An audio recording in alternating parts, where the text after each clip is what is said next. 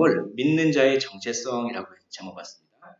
그래서 의의 무기다 이렇게 적었습니다. 자, 오늘부터 해서 오늘하고 다음 주에 로마서 6장을 다룹니다. 그리고 이제 7장, 8장 다루고 로마서 12장을 다루고 그러면 로마서 끝입니다. 로마서를 다 어느 정도 이렇게 보실 수 있습니다. 그런데 오늘 로마서 6장을 같이 봉독을 하셨는데 이게 눈에 쉽게 안 들어오실 건데 어렵습니다. 특히 로마서가 어려운데 그 중에서도 6장이 로마서 중에서 가장 어려운 장을 꼽으라면 몇 장이 있습니다. 7장도 어렵고 3장 초반부터 어렵고 근데 이 6장이야말로 어떻게 보면 가장 어려울 수가 있습니다. 오늘 읽은 부분이. 그래서 이 마틴 로이드 존스라고 하는 목사님은 로마서를 가지고 5년 동안 설교했습니다. 그런데 그분이 설교를 하시기 전에 설교를 조금 더 일찍 그걸 시작할 수 있었는데 계속 뜸을 들이고 있는 겁니다. 그래서 왜 이렇게 로마서 설교를 이렇게 안 하십니까? 그랬더니 제가 아직 로마서 6장을 이해하지 못했습니다. 로마서 6장을 이해하면 설교를 시작하겠습니다. 라고 그렇게 이제 고백을 하시더라고요. 설교 중에. 나중에 하셨는데 그만큼 어렵고 오늘 읽은 부분 중에서도 너무 어려운 부분이 있는데 그 부분을 아주 깊게는 말씀드리기 좀 그렇고 핵심만 딱 말씀드리겠습니다. 그러나 그것이 이렇게 마음속에 이렇게 새겨지면 정말 놀라운 은혜가 옵니다. 사람이 로마서를 통해서 한두 사람이 바뀐 게 아닙니다. 어거스틴도 그렇게 그냥 엄청 방탕한 생활을 하다가 로마서를 통해서 바뀌었고 루터도 그렇고 로마서를 통해서 바뀐 위대한 사람들이 많이 있는데 그만큼 인간의 깊은 것을 다루고 있기 때문입니다. 이것은 말씀드리는 이유는 그만큼 오늘 좀 어렵습니다. 어렵지만 한번 집중하셔서 약간 졸린 시간이긴 하지만 오후 예배가 집중하셔서 한번 들어보셔서 아주 그래도 가치 있는 그런 것들이 좀 경험됐으면 좋겠습니다. 자, 일단 로마서 6장을 이해하려면 로마서 5장을 또 이해해야 합니다. 로마서 5장은 연합에 대해서 지난주에 말씀드렸습니다. 두 종류의 연합. 첫 번째 아담과의 연합, 마지막 아담과의 연합.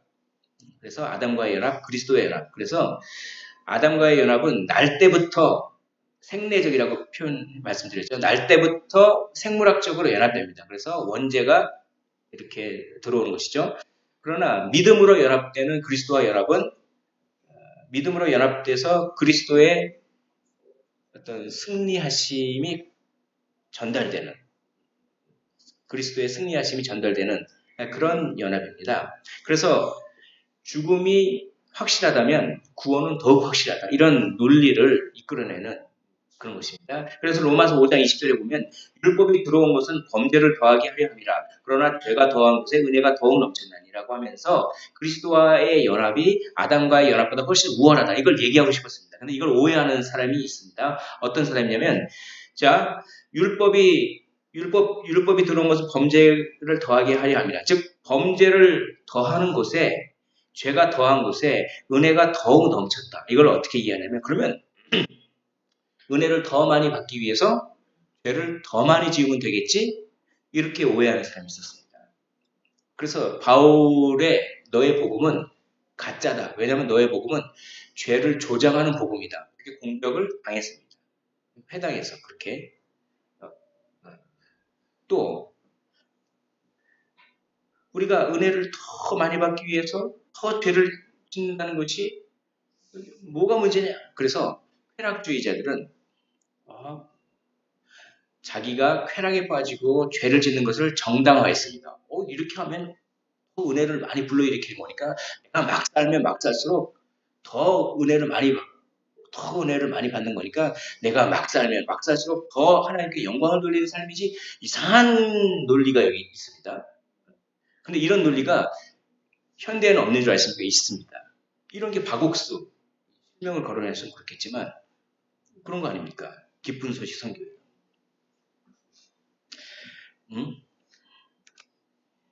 그래서 이런 질문을 던집니다. 은혜의 복음은 죄를 조장하는가? 은혜에 더하게 하려고 죄에 거하겠는가? 로마서 6장 1절. 그럴 수 없다. 왜 그럴 수 없느냐? 너희는 그리스도와의 연합에 대해서 오해했기 때문이다. 그리스도와의 연합을 하면 연합이 우월하기 때문에 물론 죄가 더한 곳에 더 큰 은혜가 있어서 구원을 받지만 그렇다고 죄를 조장하는 그런 것이 아니다. 왜 그런지 이유를 설명하겠다. 그리스도와의 연합을 제대로 이해하면 그런 식의 논리와 사고방식을 펼 수 없다. 이런 거를 아주 정교하게 이제 논리가 전개되는데 한번 조금 딱딱할지 모르겠습니다. 그러나 이걸 한번 들어보십시오. 네, 한번 잘 들어보십시오. 자, 일단 그래서 그리스도와 연합했다는 걸 설명합니다. 그리스도와 연합했다는 것이 너희가 뭔 줄 아냐?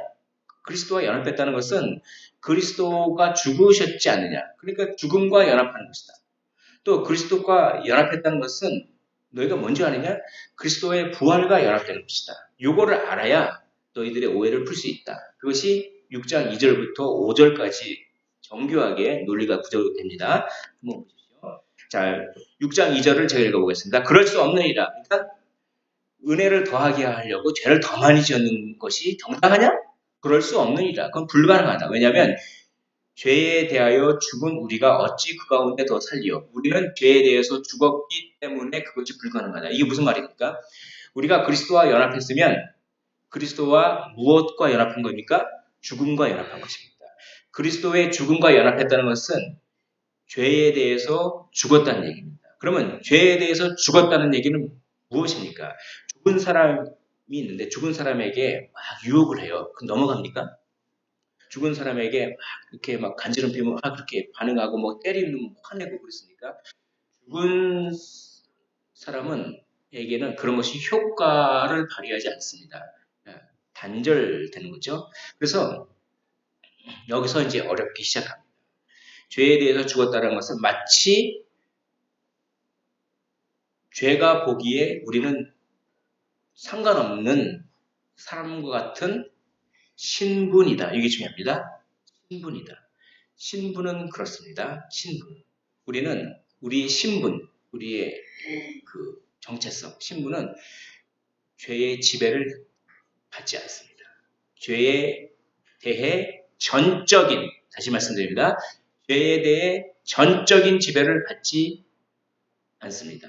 이것을 조금 쉬운 말로 팀 켈러 목사님이 이렇게 풀어서 설명합니다. 죄에 대해 복종할 의무가 없다. 그러면 예수 안 믿는 사람들은 죄에 대해서 복종하나요? 100% 복종합니까? 100% 복종합니다. 어떻게 복종합니까? 자기가 좋아서 복종합니다. 그러니까 이게 죄인지도 모르고 그냥 그분들은 내가 좋아하는 대로 사는 겁니다. 내가 좋아하는 대로 사는 것이 사실은 죄가 다 시키는 건데 그걸 좋아하는 겁니다. 그래서 죄가 시키는 줄도 모르고 자기가 그것을 자기 주체로 한다고 생각합니다. 죄에 대한 감각 자체가 없기 때문에. 이것이야말로 죄에 대해서 전적인 지배를 받는 상태입니다. 그러나 신자는 그래도 죄에 대해서 저항하려고 하는 마음이 있습니다. 물론 넘어지고 죄를 짓지만 이것이 큰 차이가 있습니다. 죄에 대해서 복종을 할 의무는 없습니다. 죄에 대해서 복종할 의무는 없는데 죄를 짓는 습관이 있어서 자꾸 복종하게 되는 거죠. 죄에 대해서 아예 복종할 의무가 있는 사람과 복종할 의무는 없는데 그 습관 때문에 죄를 짓는 사람과는 완전히 천지차이입니다. 완전히 천지차이입니다. 바로 죄에 대해서 싸우려는 마음이 생긴 상태, 이것이 죄에 대해서 전적인 지배를 받지 않는 상태, 죄에 대해서 저항할 자유가 있는 상태, 이게 죄에 대해서 죽은 자들입니다. 그리스도와 연합한 것은. 그래서 이런 사람은, 죄에 대해서 싸우려는 마음이 그나마 생기는 사람은 연약해서 넘어질지언정 일부러 은혜를 더 많이 받으려고 일부러 죄를 지을 그런 식의 논리는 펴지 않는다라는 것입니다. 그게 바로 죄에 대해서 죽었기 때문에 그렇습니다. 그러면 죄에 대해서 죽었으면 또 부활에도 연합한 것이죠. 부활에도 연합한 겁니다. 자, 보십시오. 6장 3절. 무릇 그리스도 예수와 합하여 세례를 받은 우리는 그의 죽으심과 합하여 세례를 받은 줄 알지 못하느냐 이렇게 이야기를 합니다. 이것은 다시 6장 2절 넘어갑니다. 죄에 대하여 죽었다는 것을 설명하기 위해서 죄에 대해서 죽었다는 것을 제가 미리 해설을 해놨지만 이 본문상에서 죄에 대해서 죽었다는 것을 설명하기 위해서 세례라고 하는 것을 끌고 옵니다. 자, 이게 뭐냐면 그 당시에 세례가 이제 침례죠. 침례인데 그게 왜 물에 들어갔다 나오고 혹은 세례는 물을 뿌리지 않습니까? 이 물을 뿌리고 아무튼 뭔가 물에 접촉한다는 것은 무슨 뜻이냐면 씻는다라는 뜻입니다. 씻는다. 그러니까 물에 온전히 담궜다 나오면 물이 온전히 담궜다면 전체가 다 씻겨지는 것이죠. 전체가 다 씻겨졌다가 다시 이렇게 올라오면은 이제 새 사람이 돼서 올라오는 건데, 그런데 그거를 죽음의 이미지하고 이게 딱 죽음의 이미지하고 그거를 같이 이걸 합니다. 이게 뭐냐면 물에 온전히 담가지면은 그 죽음을 상징합니다. 무덤 속에 마치 들어간 거죠. 보십시오. 물에 자기가 다 빠졌다고 생각합니다. 물에 온 몸이 들어갔다고 생각합니다. 그러면 그건 죽음을 느끼지 않습니까? 죽는 겁니다. 그 죽음이 뭘 뜻하는 겁니까? 죄를 씻는 것을 뜻하는 것입니다. 그러니까 세례 침례 때 싹 들어가는 건 뭡니까? 다 들어가는 거는 내가 죽었다, 죄를 씻었다, 즉 죄에 대해서 죽었다. 이런 죄에 대해서 죽었다라는 얘기는 죄를 온전히 씻었다 이런 말과 똑같습니다. 자, 죄에 대해서 죽었습니다. 그러면 물에 이게 다 들어갔다가 다시 나오면 어떻게 합니까? 어이구 살았네 하면 나오지 않습니까? 부활입니다. 부활. 그러니까 침례는 뭘 의미하냐면 그리스도와 함께 죽었다, 그리스도와 함께 살아나는 것입니다. 그게 침례 의식, 세례 의식이죠. 물론 물 뿌리는 것도 똑같은 겁니다. 똑같은 의미가 있습니다. 그래서 죄에 대해서 죽었다는 것을 세례를 통하여서 너희들 물에 들어가면 죽는 걸 경험하지. 그런데 세례는 무슨 뜻이지? 씻는 거지. 그러니까 죄에 대해서 죽었다는 것은 죄를 씻었다는 뜻이야. 이렇게 설명하기 위해서 6장 3절을 이렇게 얘기한 겁니다. 죄 씻음을 확신하라는 것입니다. 만약에 너희들이 죄 씻음이 확신되었다면 다시 죄를 질 그런 생각이 안 난다. 물론 연약해서 죄에 넘어가지만 그런 존재라면, 죄 씻음에 확신이 있는 존재라면 다시 일부러 은혜를 더 충만하게 하기 위해서 죄를 짓는 그런 생각을 할 수가 없다라고 이렇게 얘기를 하는 것입니다. 그러면 죽으심과 연합했으면 무엇과도 연합했습니까? 부활도 연합합니다. 부활. 자, 보십시오. 6장 4절을 한번 한 목소리로 읽어보도록 하겠습니다. 6장 4절입니다. 시작. 그러므로 우리가 그의 죽으심과 합하여 세례를 받음으로 그와 함께 장사되었나니 이는 아버지의 영광으로 말미암아 그리스도를 죽은 자 가운데서 살리심과 같이 우리도 또한 새 생명 가운데 행하게 하려 함이라. 죽으심과 합하여 세례를 받았습니다. 그러면 그의 부활과도 연합된 것이죠. 그런데 글을 이렇게 쓰지 않습니다. 6장 4절을 가만히 보십시오. 그러므로 우리가 그의 죽으심과 합하여 세례를 받음으로 이렇게 글을 썼으면 또 이렇게 그의 부활과 합하여 이런 식으로 표현을 해야 되는데 그런 표현을 대신 이렇게 씁니다. 새 생명 가운데 행하게 하려 함이라. 이렇게 적극적인 행위를 강조합니다. 즉 이거는 사도가 글을 이렇게 쓴 거는 부활과 연합한 사람은 행하려고 한다 이런 얘기입니다. 그러니까 너희들이 그리스도와 연합했느냐? 그리스도와 연합했으면 죽으심과 연합한 것이다. 그렇기 때문에 죄에 대해서 죽었기 때문에 죄를 씻는 나는 죄가 씻어졌다라고 하는 확신이 있기 때문에 죄를 고의로 지을 생각을 하지 않는다. 또 너희가 그리스도와 연합했느냐? 그러면 그리스도와 연합했으면 죽음뿐만 아니라 부활과도 연합되어 있다. 그럼 부활과도 연합되어 있으면 새 생명 가운데 행하려고 하는 의지가 생긴다는 것입니다. 그리스도와 연합했다는 것은 죽음과 연합되고 부활과 연합됐다는 것은 죄를 씻고 한편으로는 선을 행하려고 하는 마음이 생긴다. 그런 마음이, 그런 사람이 어떻게 은혜를 더하게 하기 위해서 죄를 질 수 있느냐. 그런 생각 자체를 시도할 수 없다. 근데 왜 자꾸 이런 거를 유대인들이 왜 이렇게 회당에서 이렇게 논쟁이 막 있었을 거 아닙니까? 그것을 경험 삼아서 쓴 겁니다. 왜 그렇게 했을까요? 그거는 바울 복음을 깎아내리기 위해서 그런 것이죠. 얘는 그 할례도 안 받으라고 믿기만 하면 된다고 하니까 이런 이상한 논리를 피면서 너의 복음은 은혜 하니까 뭐 그냥 그렇게 죄를 저장하는 복음이 아니냐 이런 것들을 몰아가려고 뭐 이런 논리를 이렇게 피는 것입니다. 그리스도와 연합을 잘 생각하면 그렇게 나올 수가 없습니다.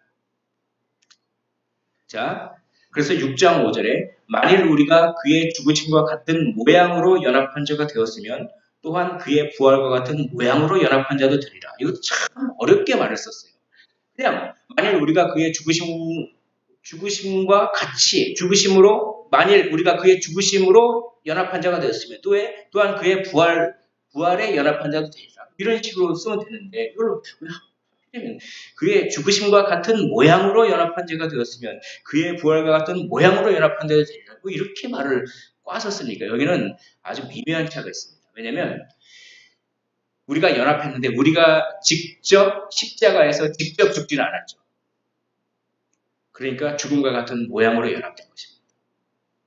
십자가에 우리가 직접 죽진 않았지만 마치 십자가에 죽은 것과 똑같은 효과를 어떻게 됩니까? 전가받는 거예요. 여겨지는 것입니다.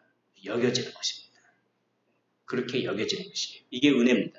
또 우리가 보십시오. 우리가 직접 부활하지 않았지 않습니까? 그러나 예수 그리스도께 부활하신 것의 영향력을 그 효과를 전가받는 것입니다. 그렇게 여겨지는 것입니다. 그래서 나중에 어떻게 합니까? 나중에는 부활이 될 것이죠. 모양이라는 말이 여겨진다. 이거는 확신을 뜻합니다. 그러니까 확신을 가지면 즉 예수 그리스도와 연합되었다고 하는 확신, 예수 그리스도의 죽으심과 연합되었고 예수 그리스도의 사심과 연합되어 있다는 확신을 가지면 이게 중요합니다. 확신을 가지면 그러면 그런 생각을 품을 수 없다. 이런 논리를 쭉 하는 것입니다. 다시 죄 씻음의 확신. 세례를 예를 드는 이유가 뭡니까? 눈에 보이는 시청각 교육을 하는 것이죠. 세례를 너희가 받는 것을 생각해봐라. 세례를 받으면 물이 몸을 씻어내는 것이 눈으로 보이지 않느냐? 그렇게 확신하지 않느냐? 그렇게 연합된 것은 확실한 것이다. 이 확신입니다. 이 확신이 우리를 살게 만듭니다. 확신이.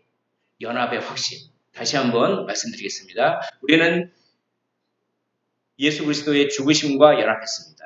그래서 죄에 대해서 죽었습니다. 죄에 대한 지배를 받지 않습니다.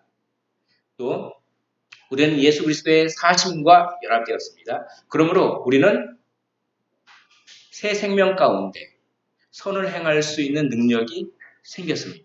이걸 확신하라는 것입니다. 이걸 확신하면 어떻게 그런 생각을 할 수가 있느냐. 이게 연합에 대한 어떤 올바른 이해라고 해서 첫 부분을 이렇게 할애합니다. 자, 그러면 우리가 궁금해집니다. 그럼 이걸 한번 이게 이제 전반부를 이렇게 정리한 건데 이겁니다. 신자는 그리스도의 죽음과 부활에 연합한 존재다. 그러므로 죄의 지배를 받지 않으며 죄와 싸울 마음과 능력이 있다. 따라서 은혜를 더하게 하려고 죄를 지으려는 그런 시도를 할 수 없다. 이 사실을 확신하라. 그런데 우리는 정말 죄의 지배를 안 받는 것 같습니까? 우리의 실제 삶이? 이게 이론적으로는 죄의 지배를 안 받았다고 하니까 우리 죄에 대해서 죽었으니까. 근데 실제로는 죄의 지배를 진짜 받는 것 같이 생각 들지 않습니까? 크리스찬이라고 해서 죄를 안 짓습니까? 어떻게 보면은 저 사람은 크리스찬인데 안 믿는 사람보다 더 안 믿는 사람 같다. 뭐 이런 마음이 들 정도로 죄에 완전히 사로잡힌 불신자 같은 모양을 하는 그런 크리스찬들도 있음을 우리가 부인할 수 없습니다. 이 문제를 다룹니다. 여기서부터 좀 많이 어려워집니다. 이걸 한번 제가 말씀드리겠습니다. 그게 두 번째 파트입니다. 그리스도의 연합의 정체성 이렇게 제목을 붙여봤는데 그건 뭐냐면 그리스도와 연합된 사람은 어떤 정체성을 가지고 있는가? 다시 한번 말씀드립니다. 그리스도와 연합한 사람은 즉 그리스도의 죽음과 연합하고 그리스도와 사심과 연합한 사람은 그 사람이 정말 어떤 사람인가? 어떤 정체성을 가지고 있는 사람인가? 한마디로 말해서 옛사람은 아니지만 죄의 몸이 있는 사람이다. 이게 정체성입니다. 즉 죄의 몸이 있는 새 사람이다. 이런 얘기입니다. 옛사람은 아닙니다. 옛사람은 마귀의 사람입니다. 완전히 마귀의 명령에 복종할 의무가 있는 사람입니다. 죄에 전적으로 지배당한 사람입니다. 그러나 새 사람은 그렇지 않습니다. 죄에 지배를 받지 않는다는 전적 지배를 받지 않는다는 것은 죄에 복종할 의무가 없습니다. 그러나 죄의 몸이 있습니다. 죄의 몸이 있어서 죄를 짓던 습관이 그대로 남았어. 죄가 달콤하게 순간순간 그래서 그 유혹에 못 견뎌서 넘어지기는 합니다. 그러나 신부는 새 사람입니다. 신부. 요거를 잘 구별해야 됩니다. 그래서 이 옛사람과 죄의 몸이 동일한 것인지 옛사람과 죄의 몸을 구별해야 된다는 것인지 토론이 많이 있었습니다. 학자들 간에도. 그러나 이거를 구분해서 설명하는 것이 저는 좋을 것 같습니다. 6장 6절 우리의 오늘 요절 중에 하나인데 한번 같이 읽어보도록 하겠습니다. 시작. 우리가 알거니와 우리의 옛사람이 예수와 함께 십자가에 못 박힌 것은 죄의 몸이 죽어 다시는 우리가 죄에게 종노릇하지 아니하려 함이니. 이것이 굉장히 어려운 말씀입니다. 제가 한번 읽어보겠습니다. 전반부를. 우리가 알거니와 우리는 압니다. 우리의 옛사람, 즉 완전히 사탄에게 지배를 받은 옛사람이 예수와 함께 십자가에 못 박혔다. 과거형을 씁니다. 못 박힌 것은 이미 우리의 옛사람은 옛 지위, 옛 자아, 옛 지위는 옛 신분은 이미 과거에 못 박혔습니다. 이제 우리는 그런 신분이 아닙니다. 근데 마치 그런 신분과 비슷한 행동을 할 뿐이죠. 왜입니까? 죄의 몸 때문에 그렇습니다. 죄의 몸이 우리를 그렇게 괴롭힙니다. 그래서 그런 새 사람의 신분을 가진 새로운 신분증을 가진 우리는 이 죄의 몸이 시키는 대로 하지 않아야 된다. 이런 말을 하고 있는 것입니다. 옛사람은 불신자입니다. 죄의 몸은 신자 안에 있는 죄성입니다. 이것을 비교를 해보겠습니다. 옛사람은 신분에 해당하는 신분, 어떤 자격에 해당하는 것입니다. 그러니까 미국에서 오랫동안 미국 시민권을 만약에 가지고 오랫동안 있었던 교포 한 3세쯤이 있습니다. 교포 3세가 있는데 이 교포 3세는 완전히 겉모양은 한국 사람인데 하는 행동은 다 사고 방식 자체가 다 미국 사람입니다. 그런데 이 사람이 갑자기 은혜를 받았는지 애국심이 생겼습니다. 그래서 나는 미국 시민권을 포기하고 한국으로 귀화했습니다. 그래서 시민권이 바뀌었습니다. 그래서 한국에 딱 왔습니다. 그래서 한국 시민권이 됐습니다. 그러면 이 사람의 신분은 새 사람이죠.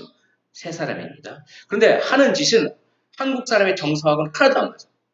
그냥 막 자기보다 어른 사람한테 가서도 헤이 막 그래버리고 막 하는 짓이 완전히 저기입니다. 그것은 예전에 살고 있었던 습관과 성향이 신분이 바뀌었다고 해서 한 번에 바뀌는 게 아니죠. 그것이 죄의 몸입니다. 이렇게 이해하시면 이 사람은 어느 나라 법의 지배를 받습니까? 미국 법의 지배를 받습니까? 하는 행동이 미국스럽다고? 아니, 이 사람은 한국 법의 지배를 받습니다. 옛사람은 완전히 사망의 지배를 받습니다. 그럼 우리가 어떻게 알죠? 아까 제가 말씀드렸다시피 죄의식 자체가 없는 거예요. 자기는 그게 좋아서 하는 건데 사실 그거에 자기가 자기 자유로 그걸 선택한다고 생각하는 건데 사실은 죄의 노예인 것입니다. 그런 사람이 옛사람입니다. 그러나 새 사람은 어떻게 됩니까? 죄를 짓지만 선한 양심과의 갈등이 있고 그런 것은 다 뭡니까? 내가 이 법을 따르면 안 되는데라고 하는 것. 죄에 저항할 자유가 생기는 그런 사람들이 새 사람인데 무엇이 있습니까? 죄의 몸이 있어서 그렇습니다. 이 죄의 몸은 죄를 좋아하는 성향입니다. 죄를 좋아하는 성향 자체가 있어서 그렇습니다. 근데 왜 하필이면 죄성이라고 말을 많이 들어보셨죠? 근데 죄성이라고 표현하지 않고 죄의 몸이라고 이걸 표현했습니까? 왜냐면 죄성을 우리가 어떻게 아냐면 몸을 통해서 죄성을 드러나기 때문에 그렇습니다. 이 몸은 어떤 욕구를 뜻합니다. 욕구 자체는 중립적입니다. 배고프다. 배고픈 게 죄입니까? 그런데 내가 배고프기 때문에 남의 것을 훔쳐서라도 배고픔을 채우려고 한다. 그때는 어떻게 됩니까? 그건 죄가 됩니다. 그건 왜곡된 욕구이기 때문에 죄입니다. 이게 죄의 몸이 바로 그런 것이죠. 몸을 통해서 죄성이 드러난 것입니다. 그 죄성은 아직 남아있습니다. 죄성이 언제 없어질까요?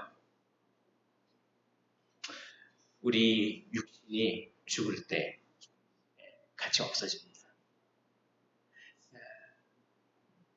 이 죄성이 우리의 영혼에도 영향을 미치고 있는 것이죠. 우리가 죽을 때는 우리가 어떤 상태일까? 이 생각하면 죄성이 없어지고 정말 사랑과 평안이 충만한 그런 상태로 주님과 교제합니다. 그러다가 주님이 다시 오실 때 죄성이 하나도 없고 완벽한 육체로 결합이 되는 것입니다. 이것이 중요합니다. 바로 우리는 새 사람이지만 죄의 몸이 있습니다. 죄성이 아직 남아있습니다. 죄의 잔존 세력이 남아있습니다. 죄의 잔존 세력이 그런 사람입니다. 그래서 어떻게 보면 마치 옛사람과 같이 행동합니다. 새 사람이 아니고 마치 옛사람처럼 행동합니다. 꼭 불신자처럼 행동합니다. 그러나 그럼에도 불구하고 그것은 죄의 몸 때문에 그런 것이지 신분이 바뀌어서가 아닙니다. 여기서 위로를 받으십시오. 내가 뭐 교회 다니는데 뭐 이런 일 저런 일을 하고 뭐 어떨 때는 교회도 뜸하게 다니고 뭐 그래가지고 그러나 그 연약함에도 불구하고 우리의 한 번 정해진 신분이 바뀌지 않습니다. 그러나 영적인 침체가 있습니다. 그것을 조심하셔야 됩니다. 바로 죄의 몸 때문에 마치 옛사람처럼 행동하고 그리고 그렇게 막 그래서 죄를 조장하는 것처럼 보이고 그렇지만 그런 것이 아니다라고 설명하고 있습니다. 이 죄의 몸을 잘 이해하시기를 원합니다. 자, 이제 우리의 신분을 알았습니다. 우리의 신분은 뭡니까? 옛사람이 아닙니다. 새 사람입니다. 단지 죄의 몸이 있을 뿐입니다. 그러나 구원받습니다. 걱정하지 마십시오. 우리의 죄의 몸이 있음 없음 그것 때문에 우리의 구원이 되는 게 아니라 오로지 구원은 예수 그리스도께서 하신 일 때문에 받는 것이기 때문에 우리가 죄의 몸이 있다고 해서 그것 때문에 나는 구원 못 받아 그렇게 할 필요가 전혀 없습니다. 그렇다고 해서 그러니 나는 구원받기 위해서 죄를 더 많이 지어야겠다 이런 생각 자체는 시도 자체가 안 된다는 것이죠. 이 두 개를 잘 구분해야 합니다. 그래서 우리는 어떤 신분입니까? 놀라운 신분입니다. 우리는 새 사람입니다. 물론 죄의 몸이 있어도 그래도 새 사람입니다. 그게 너무 기쁜 거예요. 그게 너무 기뻐서 7절, 8절, 9절, 10절 다 똑같은 얘기를 계속합니다. 우리는 이런 신분이다라고 노래합니다. 7절 이는 죽은 자가 죄에서 벗어나 의롭다 하심을 얻었습니다. 우리는 의롭다 하심을 얻은 존재다.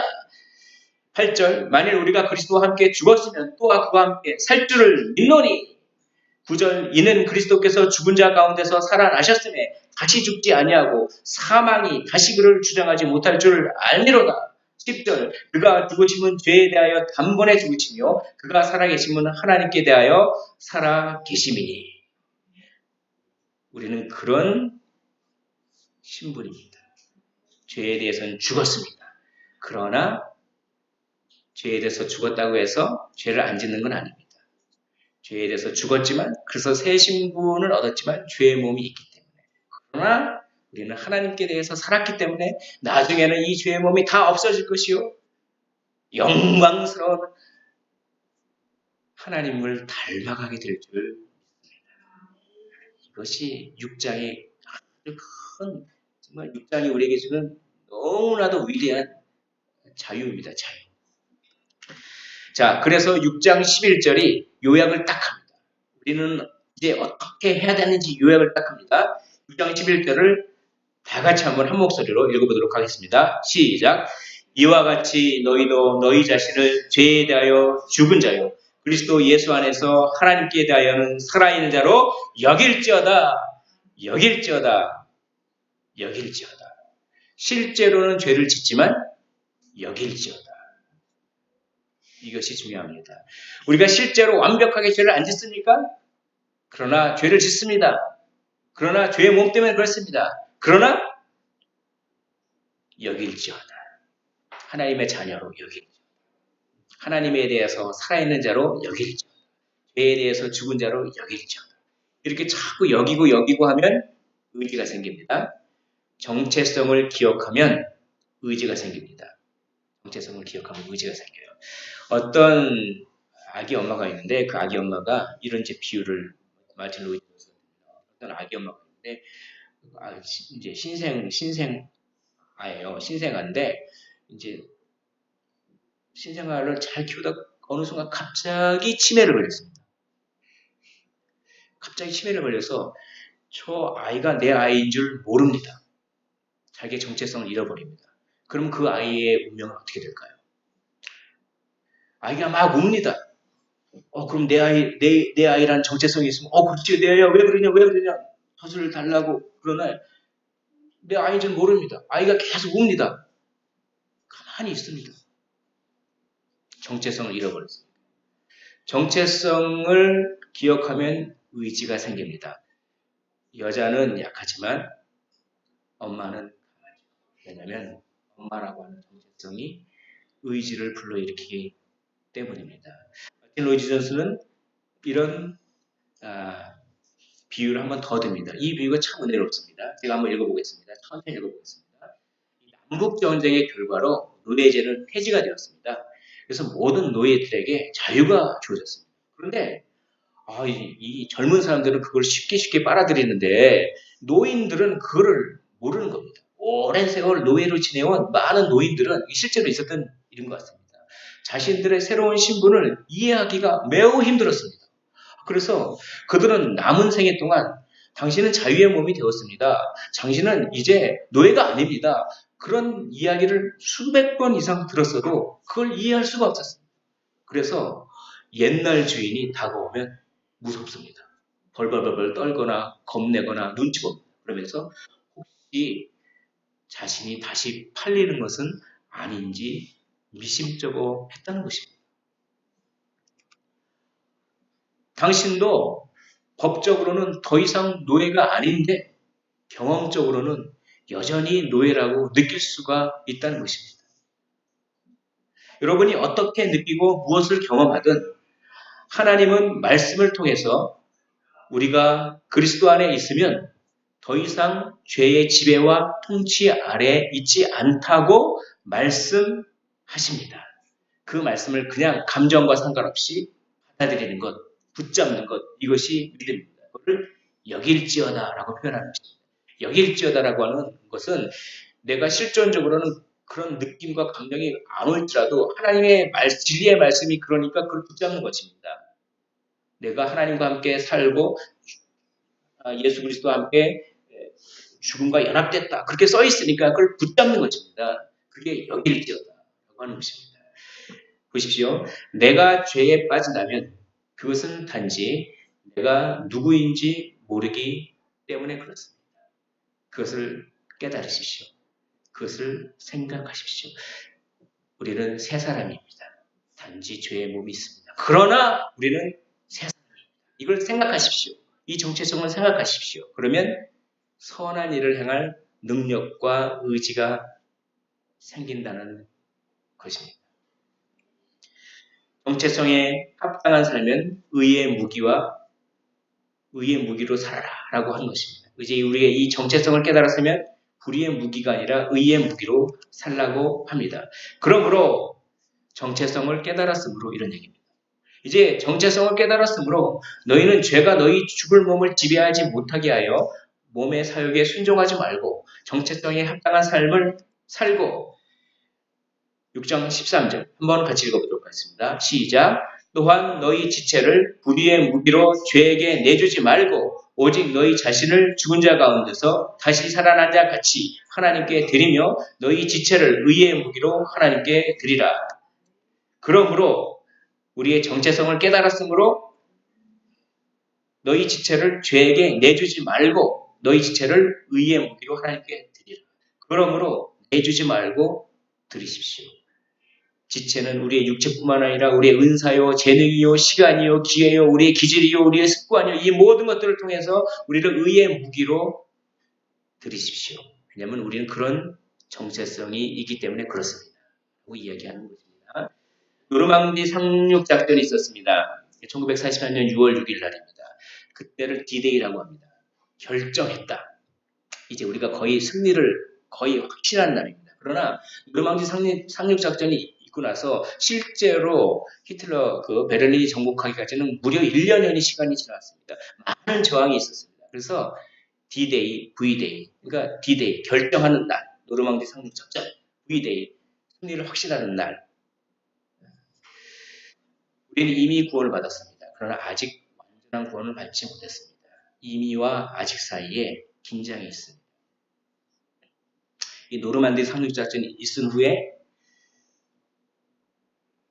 아주 이 절대적인 그 세력은 꺾였습니다. 그러나 게릴라들이 많이 활동했어요. 우리 안에 게릴라가 있습니다. 우리 안에 잔존 세력, 죄의 잔존 세력, 죄성이, 죄의 몸이 있습니다. 그러나 우리는 이미 승리를 확보했습니다. 그러므로 이미와 우리 주님께서 오실 아직 이 사이를 우리는 살고 있습니다. 거룩한 긴장으로 어떻게 됩니까? 의의 무기로 주님께 드리는 삶을 살아야 합니다. 정체성을 깨달으면서 말씀을 정리하도록 하겠습니다. 오늘 6장 전반부는 굉장히 어려운 개념도 많았지만 우리에게 놀라운 자유와 강력한 교훈을 줍니다. 그것은 뭡니까? 정체성에 합당한 삶을 살아라는 것입니다. 의의 무기가 되는 삶을 살아라는 것입니다. 그러므로 내주지 말고 드리십시오. 그러므로 내주지 말고 드리십시오. 우리가 알거니와 우리의 옛사람이 예수와 함께 십자가에 못 박힌 것은 죄의 몸이 죽어 다시는 우리가 죄에게 종노릇하지 아니하려 함이니 또한 너희 지체를 불의의 무기로 죄에게 내주지 말고 오직 너희 자신을 죽은 자 가운데서 다시 살아난 자같이 하나님께 드리며 너희 지체를 의의 무기로 하나님께 드리라. 기도하겠습니다.